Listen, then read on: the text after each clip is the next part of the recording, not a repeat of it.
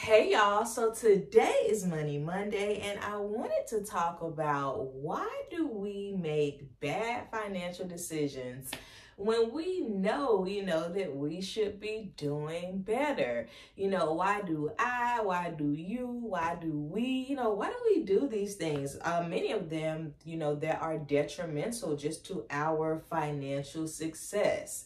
Listen, before we get into this topic, please be sure to like, share, and subscribe to my channel.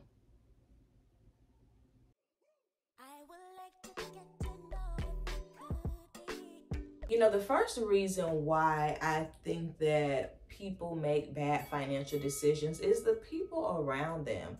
If you grew up around, a poverty mindset or, that paycheck to paycheck lifestyle, if you grew up around not seeing any financial literacy or any, good financial practices, these things affect that we handle money, the way that we think about money. A lot of times I still, actively have to check myself, about the way that I am thinking about money, right? And not being in that poverty mindset. And it is so hard. I think it's important that as you, make an active decision to do better with your finances, that you start to hang around people that are actually doing those things. You listen to what they're saying, you look at how they're handling their money, right? And for some of us, maybe you don't have anyone, who you would actually, want to take financial advice from. And if you don't, that's okay. Get into these podcasts. You already know I'm a champion for the Dave Ramsey Show. The financial advice is gold. Many of the personalities who aren't there anymore and who still are there, they also, give a lot of good, just personalized information about money as well. Read a book. The first book that I ever read about money, The Total Money Makeover, really changed my life, when it came to money. And it helped me to, be around those folks when it came to making good decisions about money. So listen, if you're having a hard time, with your finances, who are the people that you are hanging around? A lack of education is also a big part of why we make bad financial decisions. I know for me, I had been educated on everything else, but I had never taken the time to be educated on my money, right?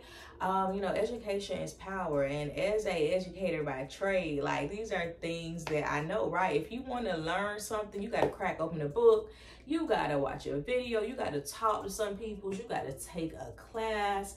But education is key. And I think that's so important. Many of us just have not been educated. And it's important to know, what does that education look like for you? I talked about reading The Total Money Makeover, but also at my church, they had like a financial part where you could take budgeting classes. So I actually got a budget coach. We had a workbook and we went through, I think it was like 12 chapters. It actually is by Larry Burkett. And we went through that budgeting book together. We met every single week. I shared with her, here's what I'm trying to do. She shared with me where here's how you do it. And it was just so helpful. So in addition to listening to podcasts, to reading a book, I actually leaned on that service from my church, which was free. And it was so good. I just had to buy the book and it was only $10. So, I think that's so important, for us to really look into education. And a lot of times you don't even have to pay anything, right? I didn't pay anything except for the $10, to become educated, as well as on the Dave Ramsey book. That was about $12. So what, $24 and some change to be educated financially, that really changed my financial future. Listen, I'll take that any day. So how can you become more educated when it comes to money? Another staple when it comes to, making poor financial decisions is comfortability, okay? Listen, it feels good to keep doing the same thing over and over, right? You know, the definition of insanity is literally doing the same thing over and over and over again and expecting a different result, right? And many of us were there with our money because it was comfortable. It was all that we knew, right?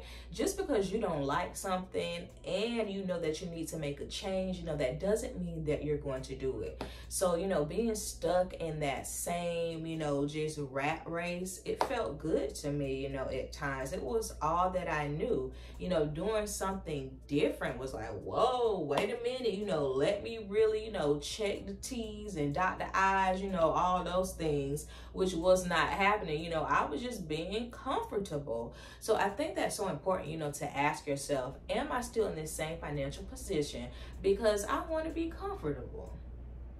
And along with being comfortable is fear, right? Fear has kept so many of us just in the same financial position. It is scary to do something that literally nobody else is doing. And I say that from experience. You know, when I was on my debt-free journey, like I said, I stopped telling people, y'all, because the looks that they would give me, you know, the things that they would say, it was just like discouraging, right? And imagine hearing that, you know, that could spark some fear in a person that, you know, well, maybe I'm doing something wrong because everybody over here, you know, living paycheck to paycheck and I'm trying to do something different. You know, it's scary. And, you know, knowing that that's going to take a lot of work, you know, to get on a debt-free journey, to make a big financial change. You know, it is, you know, it brings out fear in people. And I think that's something, you know, that just keeps us in those same, you know, terrible spaces when it comes to our money. You know, are you afraid? You know, acknowledge the fear. It's normal. There were times when I was afraid, you know, like, how I'm gonna do this? How long this gonna take? You know, this really sucks. I'm ready to be done with it.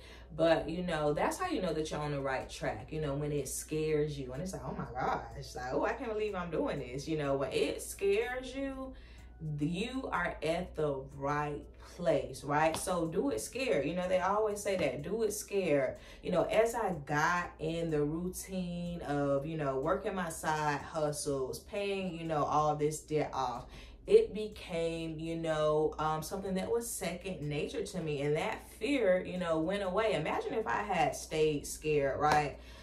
Those 2 years ago when I decided to become debt-free. Or actually, I started on my debt-free journey in 2020, so 4 years ago, right? Imagine if I had chosen to just stay scared, to listen to the naysayers, where I would have been in a lot more debt, okay? It just would have been terrible.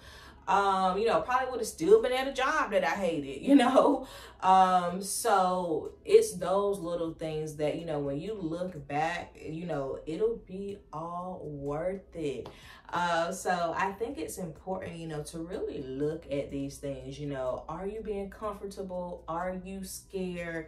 Are you not being educated? You know, who are the people you're hanging around? You know, really assess those 4 areas of your financial life to see where you need to make the change. Listen, if you want to know more about my debt-free journey and how you can get on the same path, don't forget to get my $5 e-guide. It's in the description box as well as the comments below. And don't forget to click this playlist here. Bye.